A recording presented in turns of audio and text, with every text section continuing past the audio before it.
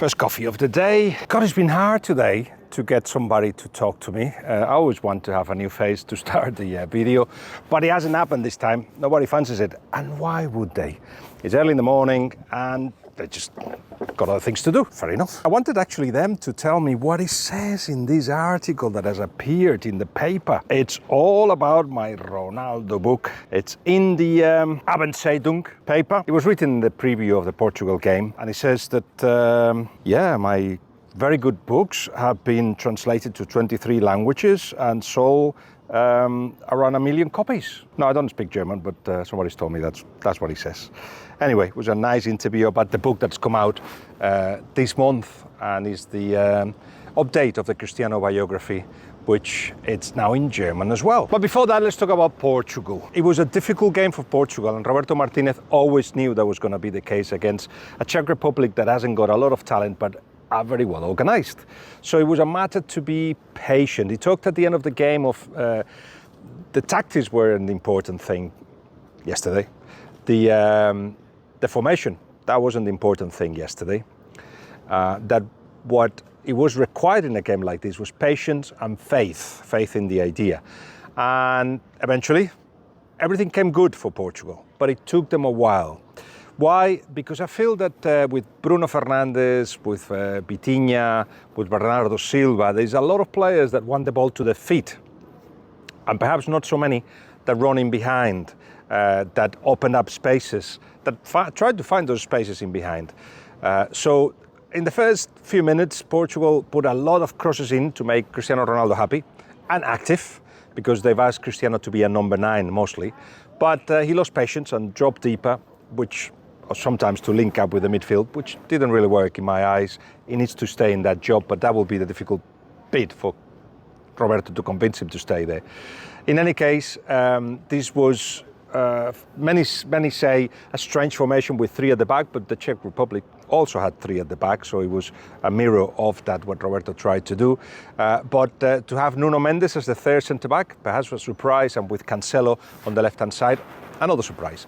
But then there was a change of formation. Cancelo moved to the right-hand side. Of course, the idea in the first half was that Rafael Leao had the left wing for himself. He created opportunities, but didn't convert really into clear chances. And the game moved on. After an hour, the Czech Republic scored, and it required Stanek to save them a couple of times. 2 chances by Cristiano Ronaldo. There was the disallowed goal that was fairly disallowed by offside.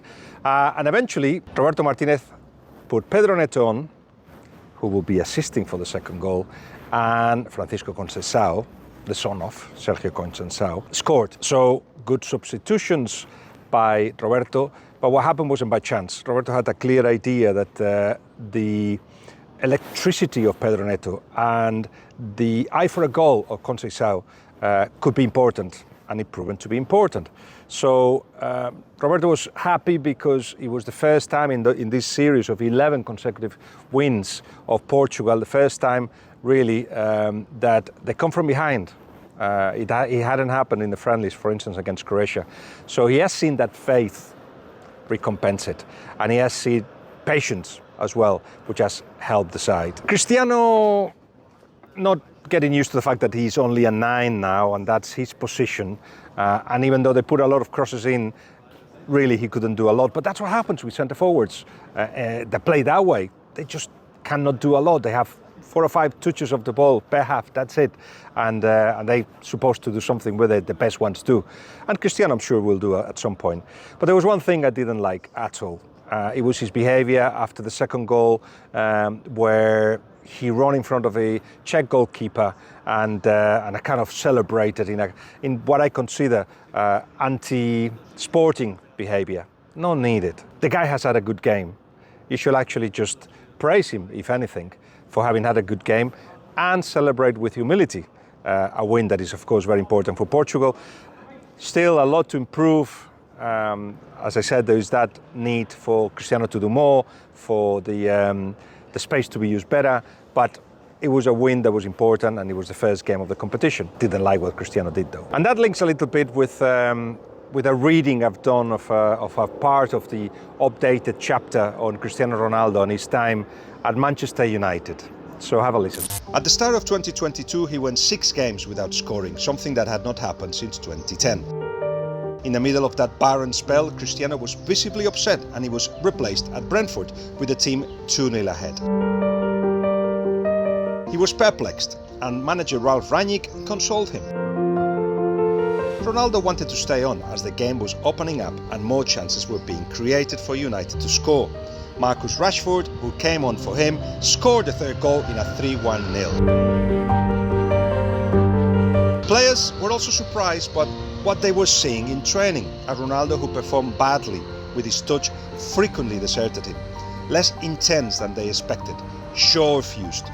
He was still quick in the head, but nowhere else, and often came off second best in one-on-one sprints against defenders. More than once, up to that point, he had asked what had been prepared for training, and if he did not fancy it, he would find an excuse to leave early. When Jadon Sancho scored his first goal for United at Old Trafford against Southampton, a full 7 months after his arrival at the club, Cristiano Ronaldo's reaction was to complain to Marcus Rashford that he, rather than the young winger, should have been given the ball. But when he was dropped, neither could he take it, nor could he hide his hurt at the decision. When his football was insufficient to guarantee his status, he sought to reassert his position within the club by creating conflicts and dividing the squad. He even led a coup with the intention of redirecting matters and benefiting from it. In February, just before the Atletico de Madrid fixture in the last 16 of the Champions League, Ronaldo convinced a group of veterans, including Bruno Fernandes, David De Gea, Paul Pogba and Rafael Varane, to approach the manager. Cristiano spoke and asked for changes. The players realized they did not really know why they were there. When asked about what he meant, Ronaldo suggested Harry Maguire should be dropped. He still craved the armband. That was not what his teammates expected. For Bruno, the man who had been his former idol, was fast becoming a hindrance for both United and the national side.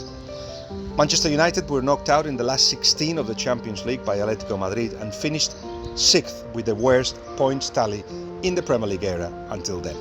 Ronaldo ended the season with 24 goals in 39 matches and no titles for the first time since 2010. Privately, Cristiano described his big return to United as a disaster. He was rightly frustrated by the lack of investment in the training ground in Carrington and annoyed that United had not evolved as a club since his departure. To sources outside the club, he expressed his surprise at what he regarded as a lack of commitment by some United players to ensure they always remained at top-level condition. Once again, he was looking to place the blame at the feet of anyone else. In the new season, Ronaldo was not going to be part of the Champions League for the first time in his career. By then, the decision makers at United had reached the same conclusion as Rangnick.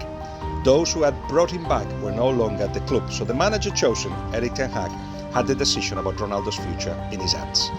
After United's second league game and their second defeat, Brighton at home and then Brentford away, the video analysis was conclusive. The necessary pressing from the front was not working. Ronaldo's reaction behind the manager's back was predictable. "This is shit. We don't need to do pressing," he said loudly. By this point, Cristiano was becoming more and more vocal with his criticisms, storming out of rooms, stomping around like a disgruntled child. Cavani, who particularly disliked that attitude, disclosed to the manager that life at the club was much harder, especially when you get one of the big players announcing to everyone that everything is shit, all the time. Ronaldo was behaving as he was ready to move on and find another place where he would feel that necessary love and adoration once more. So I think you're going to hear in the new chapters of the updated book, which are in German but in English as well, and the link will be in the text, that Cristiano didn't behave properly at Manchester United. But he's now at Al Nassr, and there's the story of that and that signing as well. And it goes back to the beginning, the need of Cristiano to be loved by everyone. Is like a drug. That is, by the way, the headline of the article I showed you earlier. Yesterday, I told you I was going to go to show you something, and I went to Checkpoint Charlie, which is the crossing point of the Allies between East Berlin and West Berlin at that weird time where the city was divided. And this is my experience of it.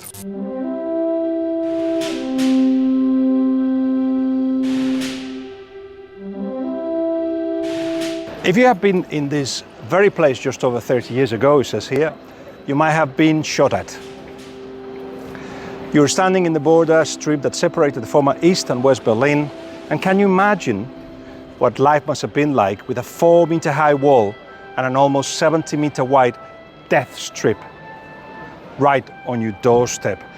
This is what is called Checkpoint Charlie, which was the crossing point that separated the East Berlin and West Berlin, as the Allies called it anyway. And yeah, let me show you around. There isn't anything really left from that period, and there is a picture, I think, in that exhibition where you'll see what it was like. Now, of course, there are restaurants, there's a Kentucky, there's a McDonald's as well, but there was a time where you couldn't walk around here, or you could be shot at. In fact, about 100 people died around this area. Let's cross over.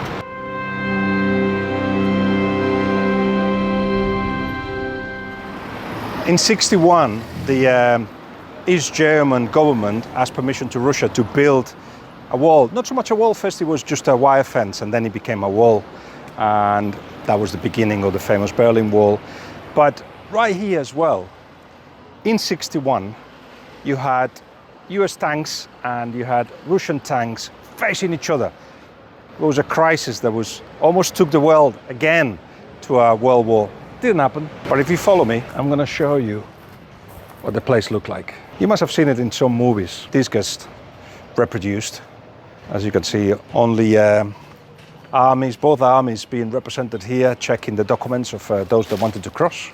This is one of the remains of the wall. The wall wasn't here, not here exactly, but they put it here as part of the exhibition. And this, in a way, is the end of the story of the wall.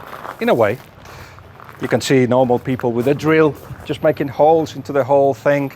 People taking some of the stones as a memento of what it was, again, something that separates us. And the wall is now a place where art is being celebrated. I showed you a couple of days ago. The longest strip of the wall is full of murals. And this is where Checkpoint Charlie was, right in the middle of Berlin. There's a famous sign that I'm gonna show you, where a sign that used to be there. It's not the original, but it gives you an idea in 4 languages: French, German, English, Russian, next to the Kentucky, conveniently. You are entering the American sector carrying weapons of duty forbidden, obey traffic rules. And that is what where it used to be. That checkpoint as well is not the original, but it gives you an idea. Now, difficult to imagine it because there are so many restaurants and cafes and museums and you know, postcard places.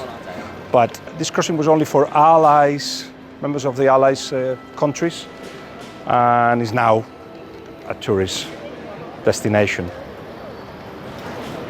But I hope that when people take pictures here, they don't forget. This is something not to go back to.